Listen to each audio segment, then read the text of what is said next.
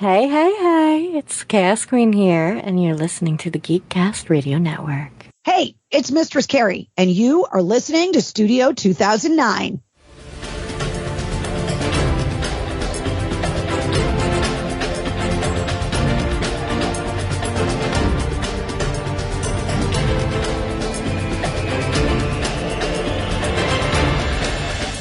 Hello, everyone. It is I, TFG and Mike from the Geekcast Radio Network. All right, folks. Well, this has been a special series here inside Studio 2009, only on the Geekcast Radio Network, that I have had planned pretty much for the last 5.5 years, ever since Studio started, ever since Steve Megatron and I started Studio 2009 in 2020, in July. Well, actually, it wasn't July, it was June.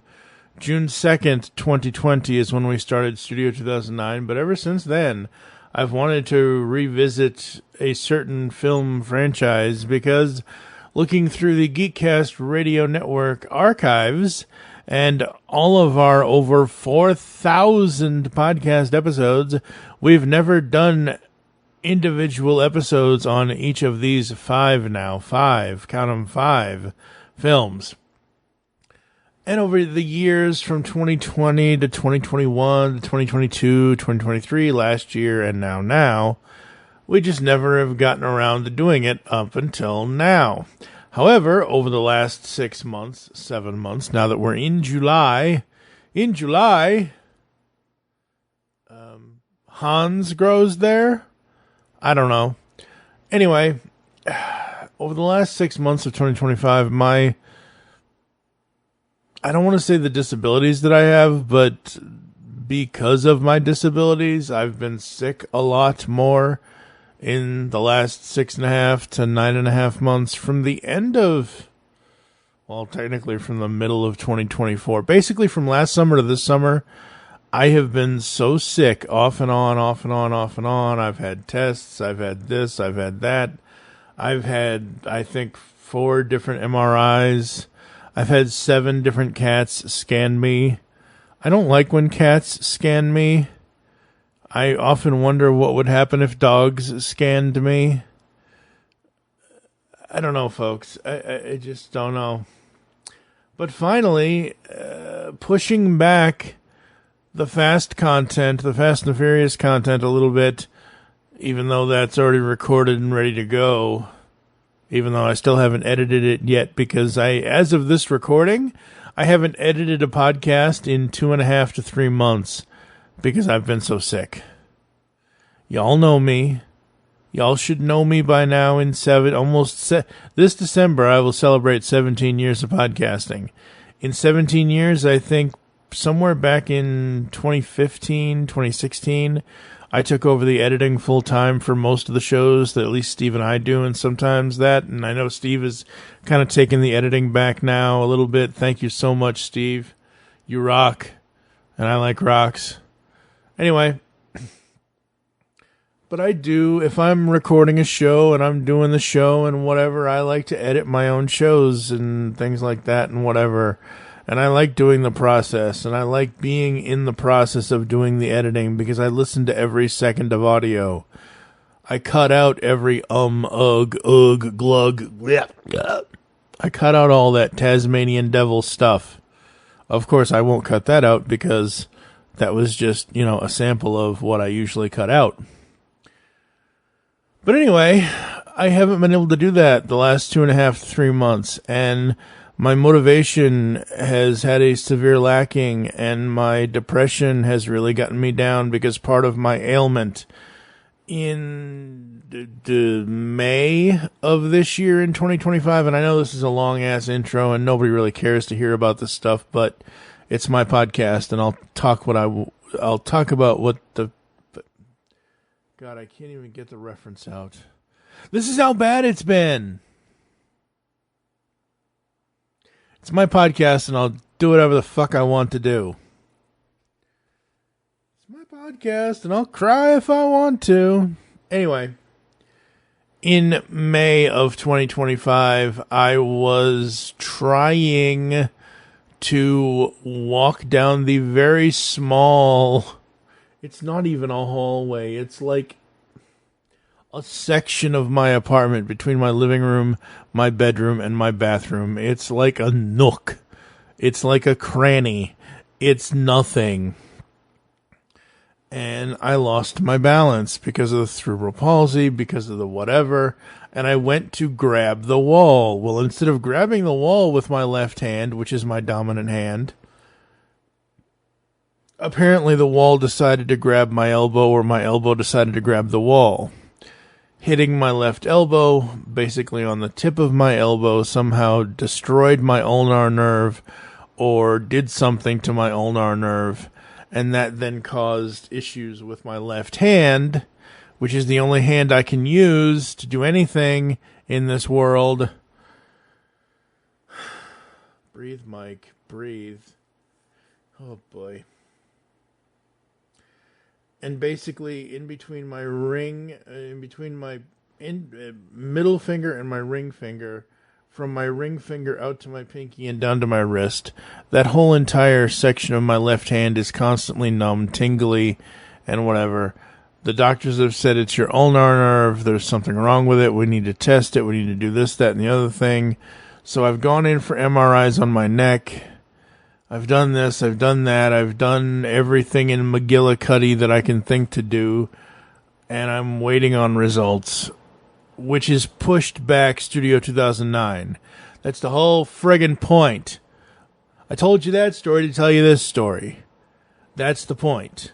That's why the Fast and the Furious stuff has been pushed back. The other reason why the Fast and the Furious stuff has been pushed back is it is July 2025. And in July, Die Hard grows there. 5 episodes, 5 weeks, maybe 5 days if I can get it done fast enough. I don't know. It's either going to be 5 Fridays, if we have 5 Fridays in July. I don't even know. I got to look. What do we have in July for 5 days? Well, I already missed one Friday. Let's see here.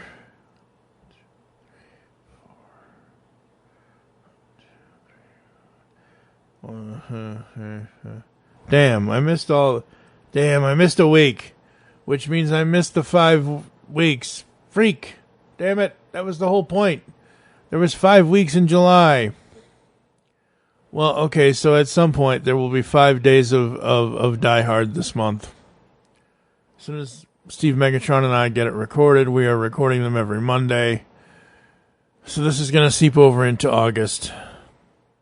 Yes, folks, I know I'm doing behind-the-scenes talk here on the podcast and yada, yada, yada, yada, yada. I'm trying to figure this out in my brain-damaged brain, don't you know? Anyway, Die Hard, 1988, Die Hard 2, Die Harder, Die Hard with a Vengeance, Live Free or Die Hard, and it's a good day, it's just called A Good Day to Die Hard. All 5 Die Hards with myself and Steve Megatron coming up next here inside Studio 2009, and you will only hear this clip in episode 141 of Studio 2009, the Die Hard episode, 1988's Die Hard, Bruce Willis, Alan Rickman, Reginald Vell Johnson. You will not hear this in the other 4 preceding film episodes, 142 to 145. You will hear something else in those. So, start at the beginning, continue on through this, 141 to 145. Oh, yeah. And Die Hard is not a Christmas movie. It's a movie that takes place at Christmas. I'm sure Steve and I will fight about this more as this episode continues. Yippee-ki-yay, Mr. Falcon. Now, on with the show. Yippee-ki-yay, Mr. Falcon. Yippee-ki-yay, motherfucker. All right, folks. Yes, that's right. On with the show. No matter how sick I am. There's nothing wrong with your podcast player. Do not attempt to adjust the volume. Hello and welcome back into our studio. You're now inside Studio 2009. Only on the Geekcast Radio Network. I am the TF2 and Mike, and joining me once again is not that name, Steve Megatron. Hello, sir. Yo. How are you? Doing good. That's good. That's good. I'm ready to visit Nakatomi Tower again. Yeah, again? After years and years and years. Folks, it's... I thought we did this once before. We did, kinda, sorta, not really. This isn't like Batman. This isn't like Transformers. This isn't like... We've covered Die Hard on the Geekcast Radio Network exactly twice. That's it. Twice. It was originally back on Movie Week in Review. It was episode 4. We covered the entire franchise with people we no longer talk about or no longer talk to. We may talk about them. We try not to because they don't want to have anyway, whatever. But yeah, back in the day, episode 4 of Movie Week in Review. If you visit geekcastradio.com, go over to the Movie Week in Review section, you can still listen to that episode because it's a part of our history. It's a part of our legacy. It's something we're still proud of because we still enjoyed doing the content that we did way back when we first started. And we still had fun with those people that we had fun with back then. We discussed the entire Die Hard franchise at that time. There were only 4 movies, I believe. There should have only been 4 movies because correct. Whatever. And then we did the GCRN Wars episode, I believe also episode 4, where we pitted Die Hard against the Lethal Weapon franchise. And I'm pretty sure in my research through the search bar on geekcastradio.com, searching Die Hard, Die Hard 2, Die Harder, Die Hard with a Vengeance, and Live Free or Die Hard, I searched all titles, all everything that led to Die Hard, even is it a Christmas movie or is it not a Christmas movie? Those are the only 2 things that pop up. So in our 16-year history, we've only ever covered this film twice. We've never covered the sequels. I mean, okay, yeah, again, technically, covering the whole franchise is covering the sequels, but we've only ever done that once. Because pitting twice, because you put the franchises together, but like pitting the franchises together against each other is different than covering each of the franchises. So yeah, Christmas in July. Yeah, Die Hard 1 through 5. I wish it would have stayed at 4. It should have only been 4. I've never even seen the 5th film. I've seen the trailer to the 5th film, but I don't even remember that because the 5th film, the fifth film came out in 2013. 11 years ago. Yeah, that's right. No, 12 years ago. Fuck. The last Die Hard movie came out 12 years ago. Wow. They tried to make another one. They failed. Yeah, what happened is they could never get the script right. They wanted to do a prequel story. So in an interesting way, the guy that was trying to pitch it and write it, it was basically going to jump back and forth between past and modern day. Okay. Of a ramification of John McClane before he was John McClane. Like when he was a rookie, like a mistake that he made. Yep. And having someone younger play him then, and then having him as an older man having to deal with the repercussions of that mistake. And so in that regard, it would have been interesting and cool to see. Yeah. I don't know. It would have been. I think it's too late now. Oh, it's far too late because, Yeah, I've seen news articles pop up that Willis has lost his voice, unfortunately. Well, and it's part of his condition. Like he's losing the ability to remember anything and how to speak, and probably barely knows some of the stuff anymore. And it's unfortunate the travesty of crap that happens to the brain. You're telling me. Yep. And it's very, very sad. And, but I mean, we are left with, I mean, he's not gone. Obviously, he's still with us, but it's those diseases and that kind of thing that just eat away at you. And it just sucks. It really, really does. And we just gotta live on through the legacy that is left to us, and Die Hard is one of his biggest legacies that he has left us, and I just want to make sure that I get this correct. Ooh. Technical difficulties. Let's move on, shall we? Why the fuck didn't you stop him, John? Because then you beat that too, asshole. Think, goddammit, think. So getting into Just the Facts, we're going to do something a little bit different for Just the Facts here in this episode of Studio 2009. We're going to bring you a very unmusical version of something that we would love to be able to put into this podcast that we can't put into this podcast without just saying the lines. So, remember when we first met John McClane? Argyle picked him up from the plane and took him down to Nakatomi Tower to meet with Holly. Oh, God, I'm going to start rhyming with this shit now. He came to get her back to be her man, but Hans and his buddies fucked up the plan. And that's about when everything went sour at the Christmas party. And the terrorists were overzealous, but it was sweet when they killed Ellis. Yes, it was, because that guy can just jump off a bridge. He was cringy, man. Oh, we are so going to get into this. I hate that guy.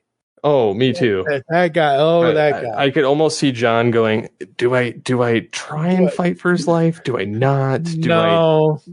Yeah. No. Hans. Bobby.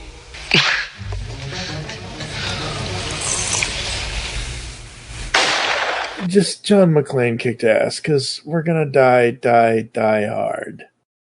Die as hard as we can. So that is lyrics, poorly said by me, from a band called Guys Night. Guys, Guyznite,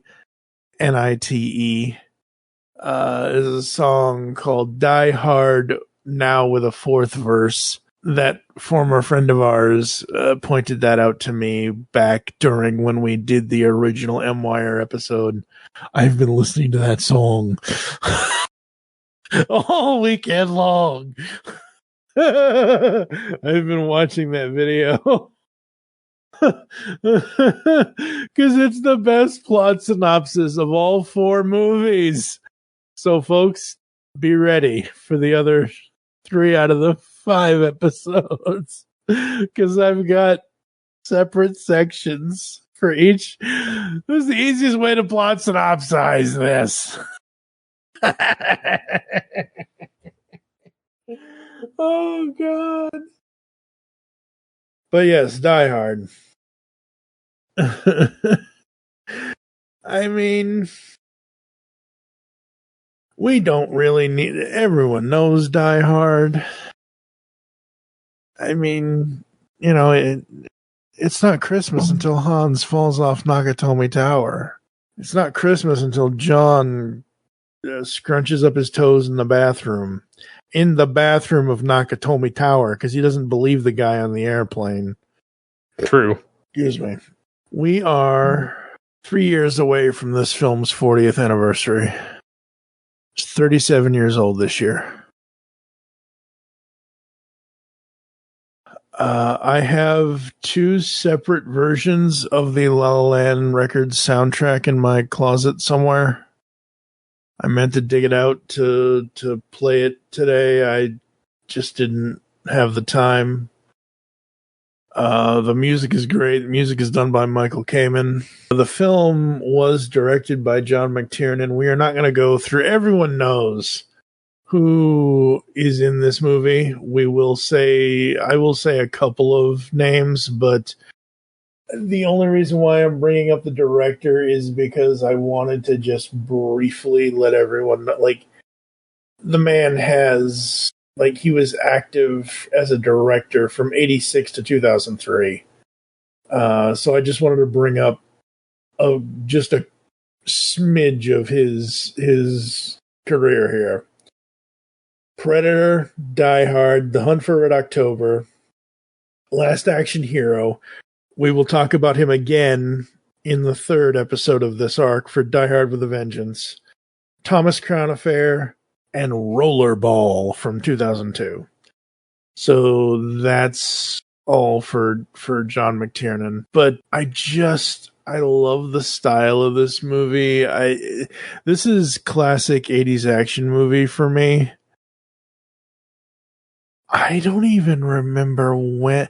I remember when I saw this movie. I saw this movie on VHS back to back I saw this movie on a TV edit of this movie when my mom had the VHS copy of the second movie rented on VHS. That's when I saw this movie. I was 8 years old when this movie came out.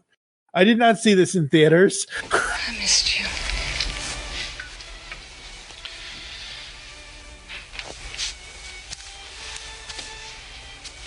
I guess you didn't miss my name, though, huh? Except maybe when you're signing checks. Since when did you start using Ms. Gennaro? It's a Japanese company. They figure a married woman's got... You are a married woman, Holly. You're married to me. We're going to have this conversation again. We did this in July. We never finished this conversation in July. I had to take. Right. No matter what the consequences, no matter what it did to our marriage, you had to take this opportunity. It didn't do anything to our marriage except maybe change your idea of what our marriage should be. I think you have a clue as to what my idea of our marriage should be. I know exactly what your idea of our marriage should be.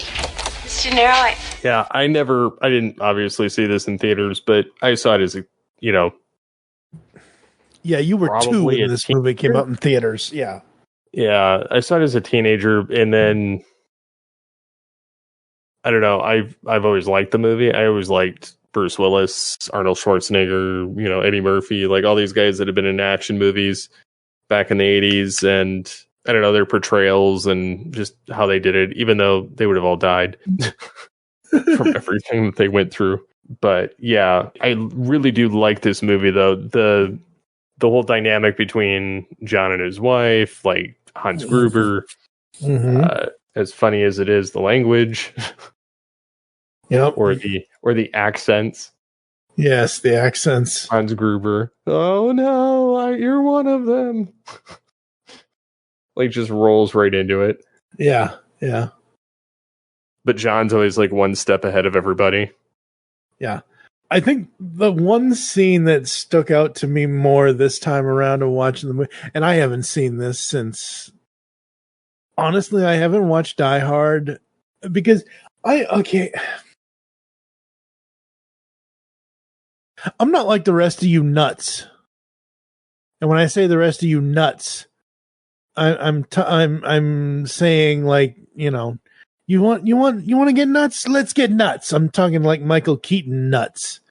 I'm not like the rest of you nuts every Christmas watching this damn movie. I haven't watched this since we did the Lethal Weapon versus Die Hard episode of. Look, I like Die Hard, but I want Die Hard to me is a fine wine. You need to let it breathe. You swirl around the glass, you inhale its aroma, you appreciate it for what it is, you enjoy it for what it is, you have fun with it, you let it go after a while, and then you come back to it so you can enjoy it again for a specific reason, like Christmas in July here on the Geekcast Radio Network, Studio 2009. So I have not actively watched this movie in, when was that GCRN war?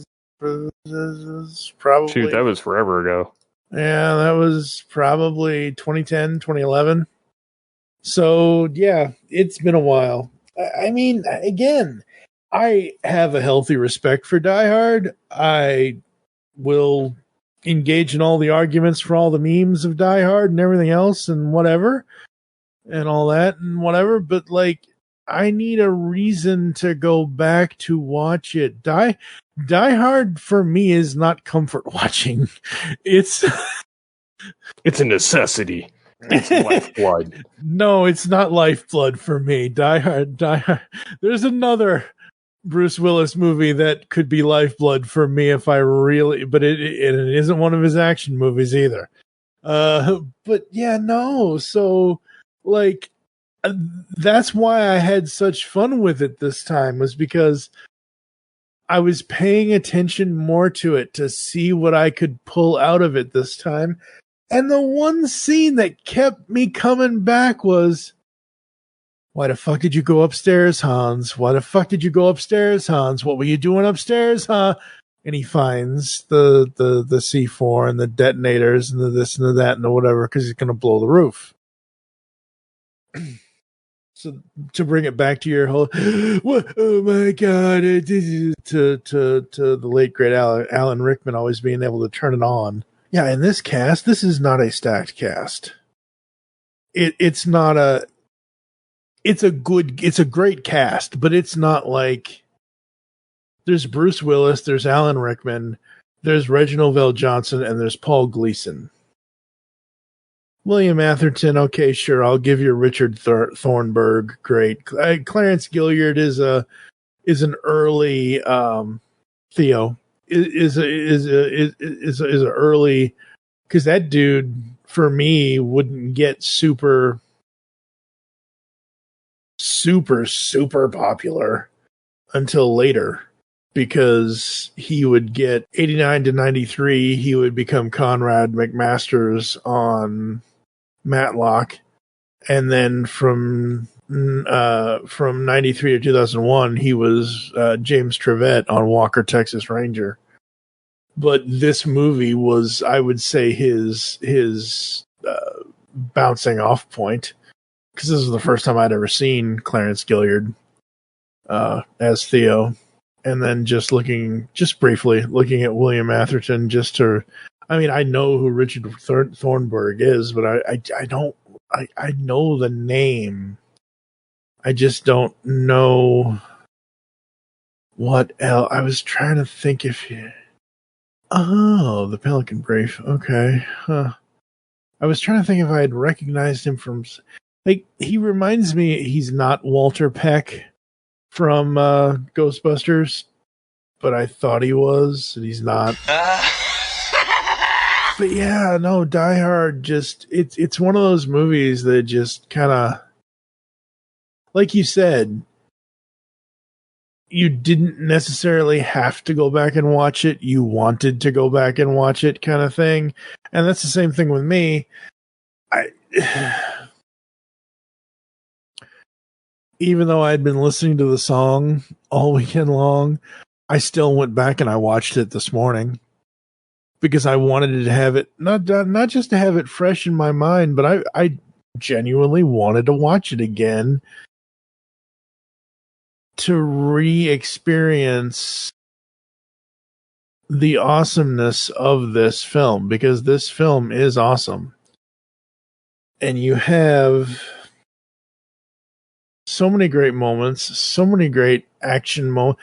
The fact that and I would love, and I know certain people we don't talk to anymore could have probably hooked this up, but I would love to actually be able to talk to an FBI agent to actually find out if this is something they would actually do.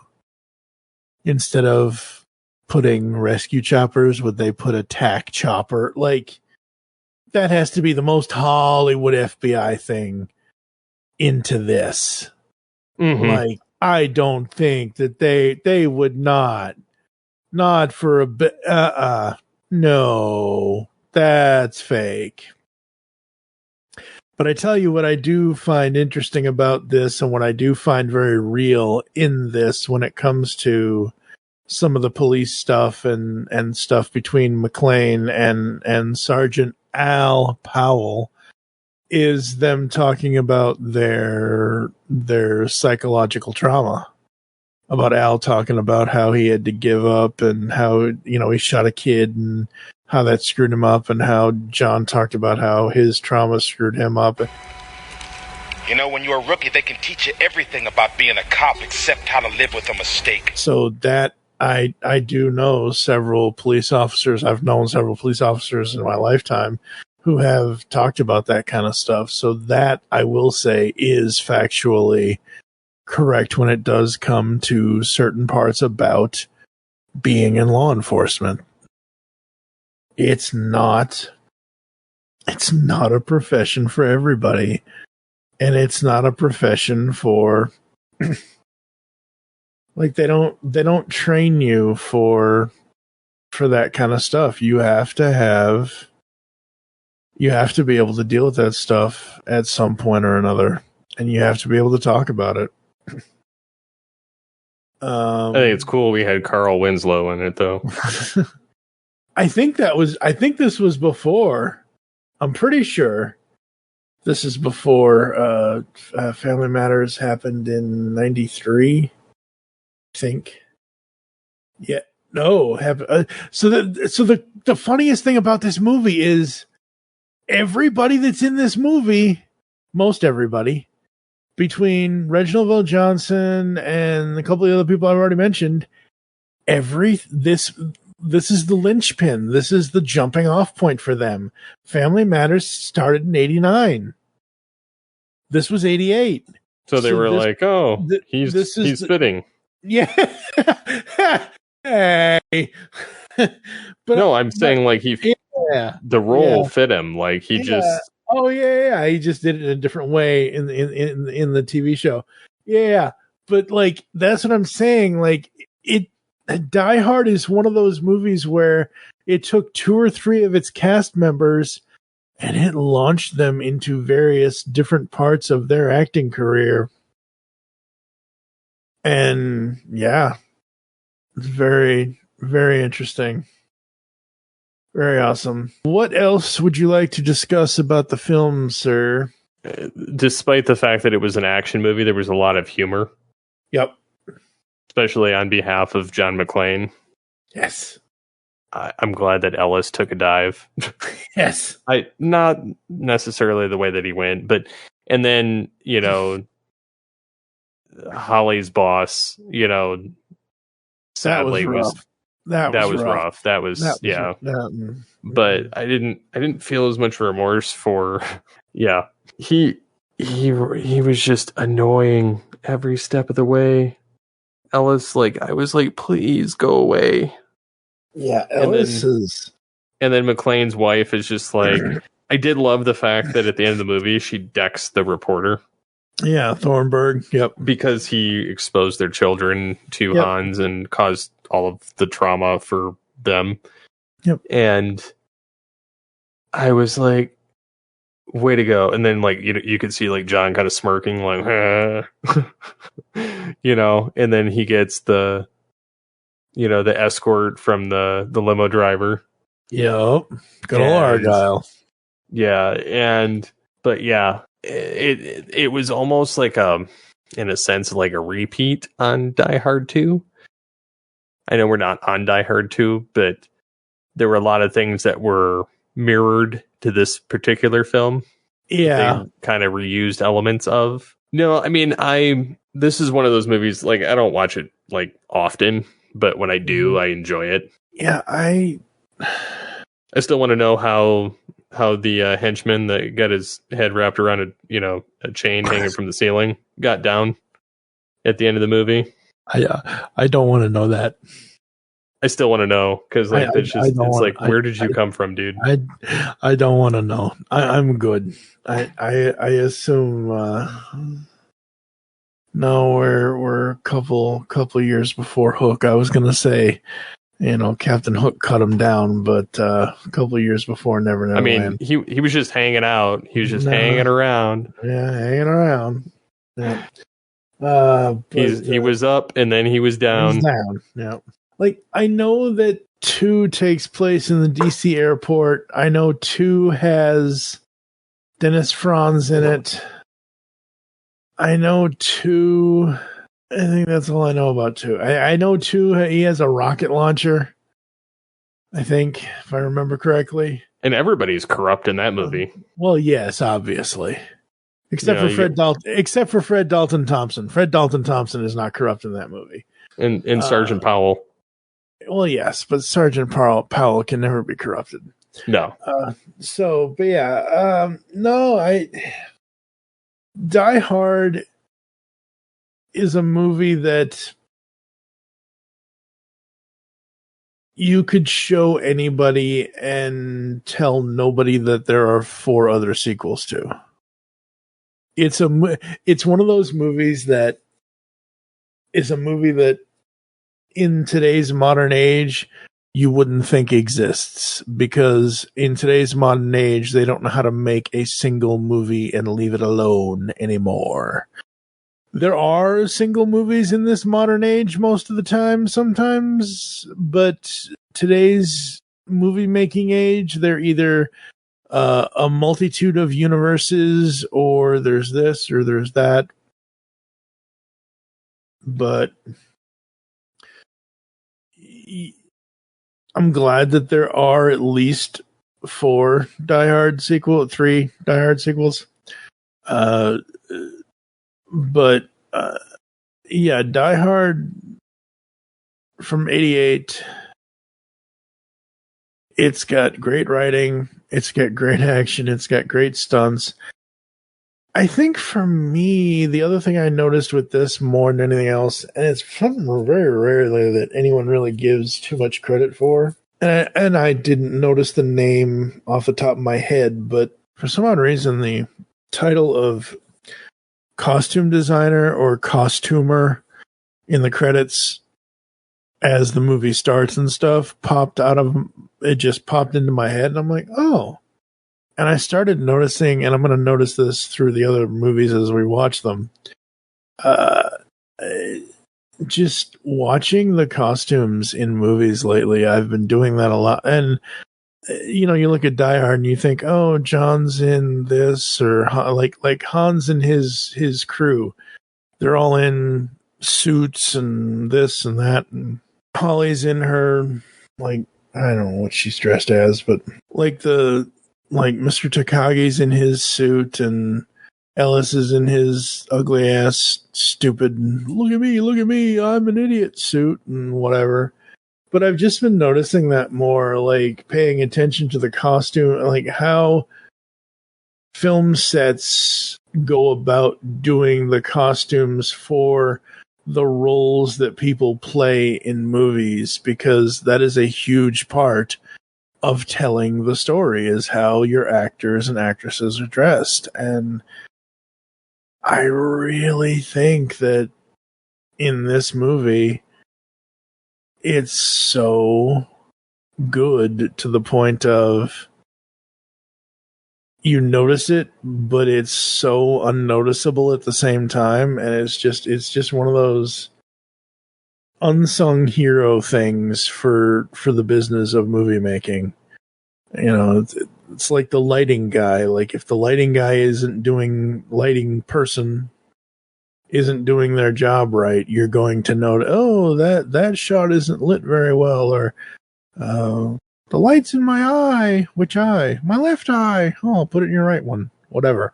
It's like, it's not done correctly. It's not going to look good.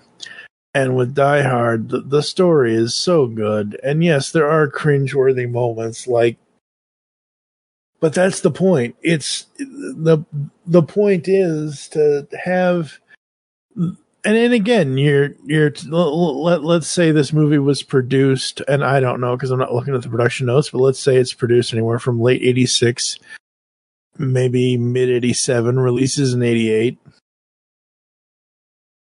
That time, the news business was cutthroat. You look at that news scene where Thornburg is in the station, basically begging for a news van, and you got the idiot on-air male anchor arguing with him about stuff, and they're going back how cutthroat that was back then.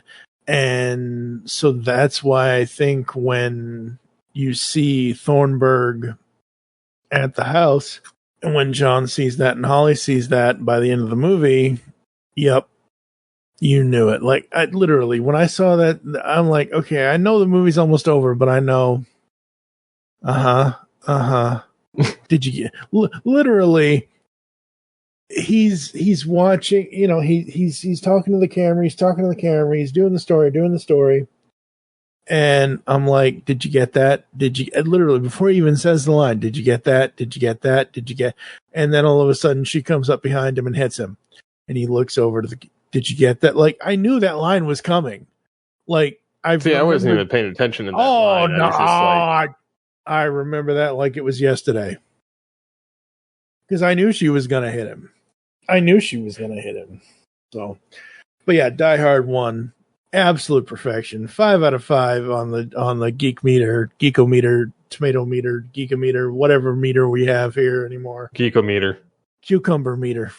Geekometer. Yeah, there you go. Oh boy. So yeah. Do you have a favorite line from this one? Well, I mean, we'll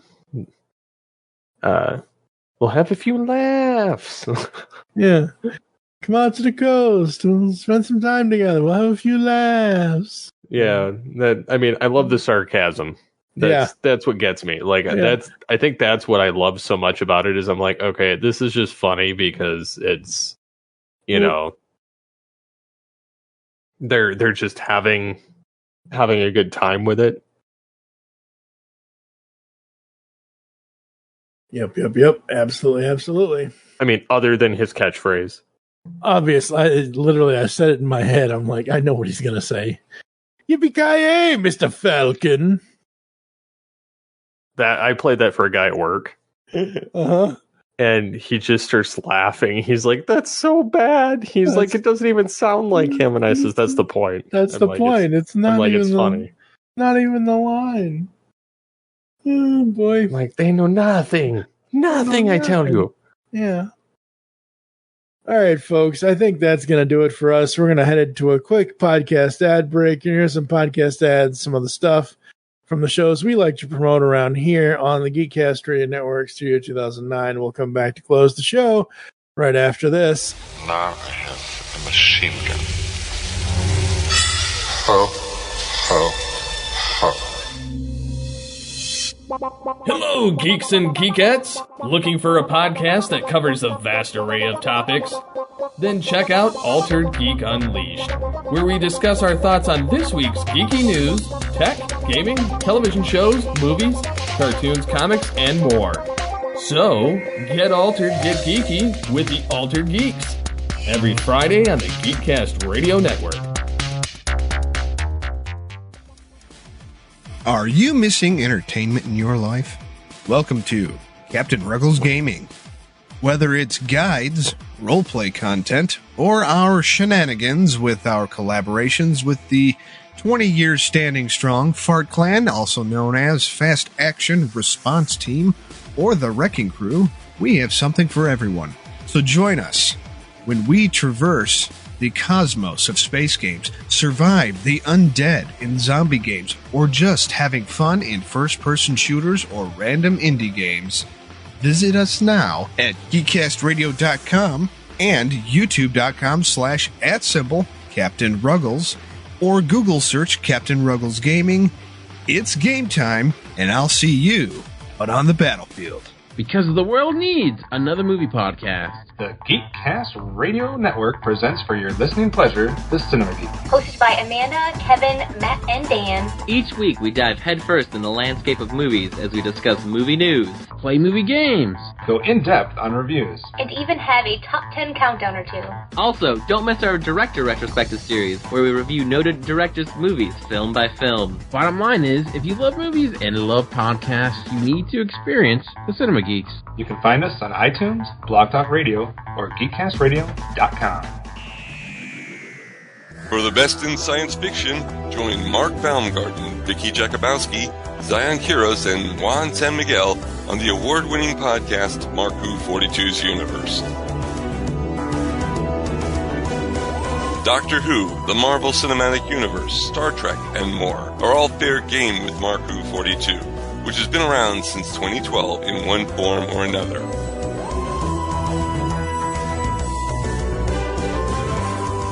Mark Who 42's universe is proud to be a part of Geekcast Radio Network, the best place to get your geek on.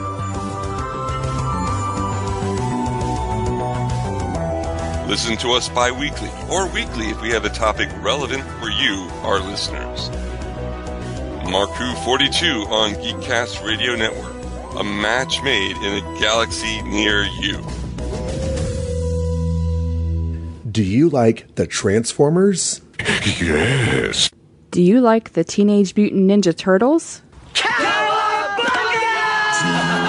Do you like IDW Comics? And comic book podcasts? Then come check out Ninjas and Bots. Each week we look at an issue of Transformers or Teenage Mutant Ninja Turtles from their IDW Comics incarnation. We drop episodes every Saturday morning. Just like the cartoons we loved as a kid. The show can be found on your favorite podcatcher and at johnreadscomics.com. See you then. Hi, I'm Dan, and I'm the host of the Rock Nerd Radio Show, which airs live on HudsonRiverRadio.com every Wednesday evening at 8:30 p.m. Eastern Standard Time. It also gets backed up as a podcast, which you can find on your preferred podcasting platform. Every week on my show, I talk about all kinds of pop culture. I talk about music, I talk about movies, TV, comics, collectibles, and so much more. I also feature a guest on my show periodically, which you might enjoy.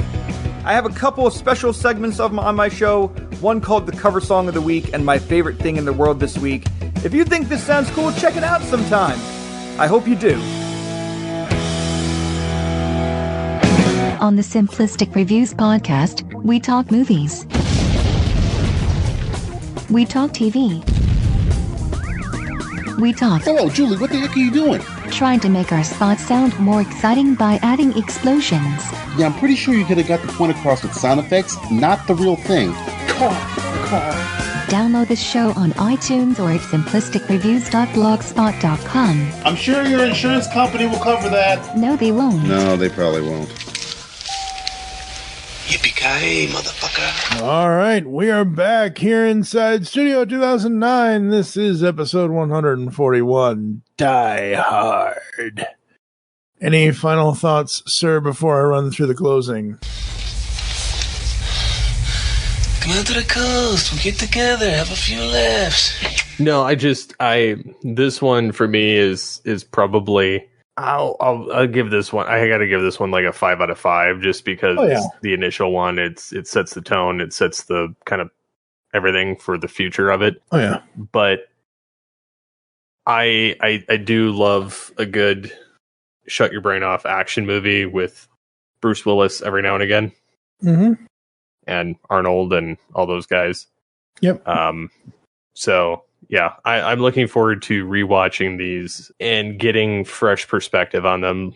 I'm excited to discuss the second film because I think I've never fully given that one a chance.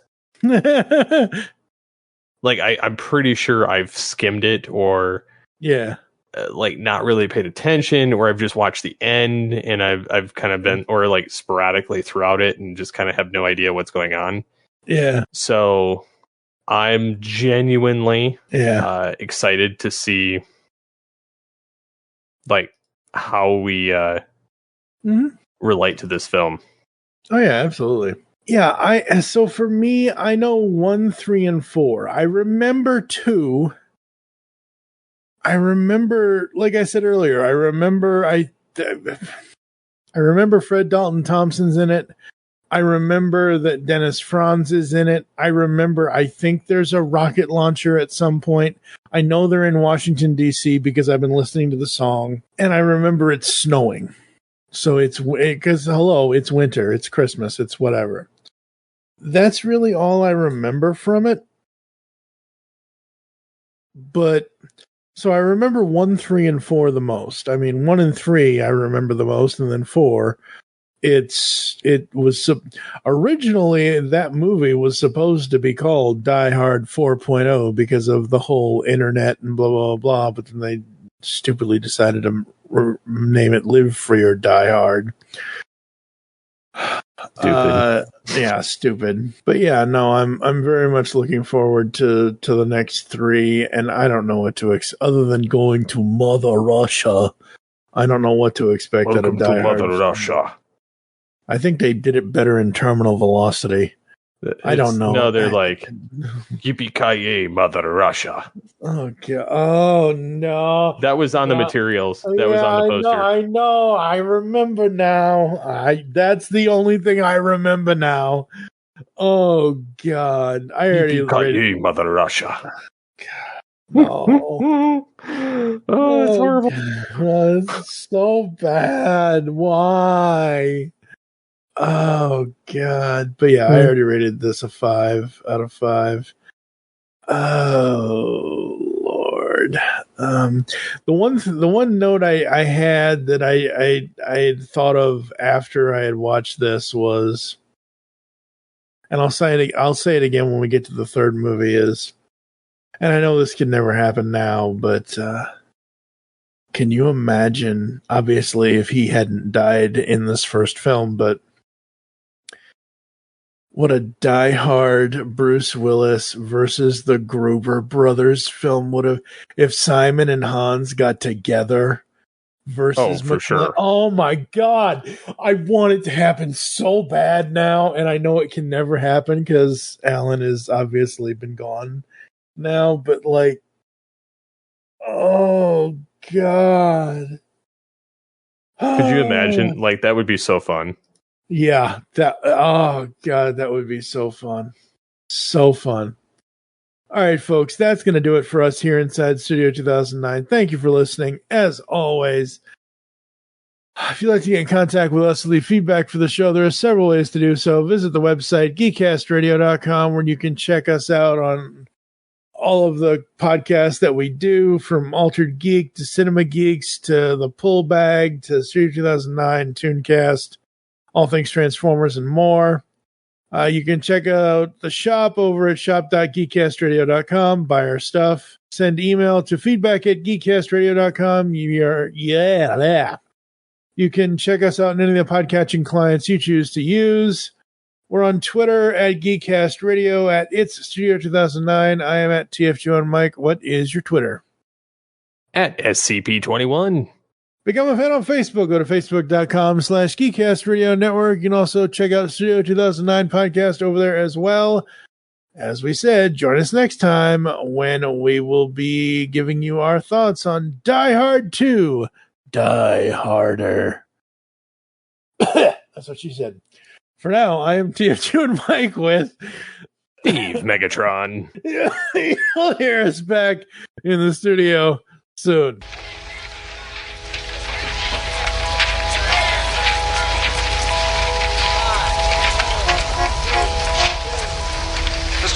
Mr. McClane, now that it's all over after this incredible ordeal, what are your feelings?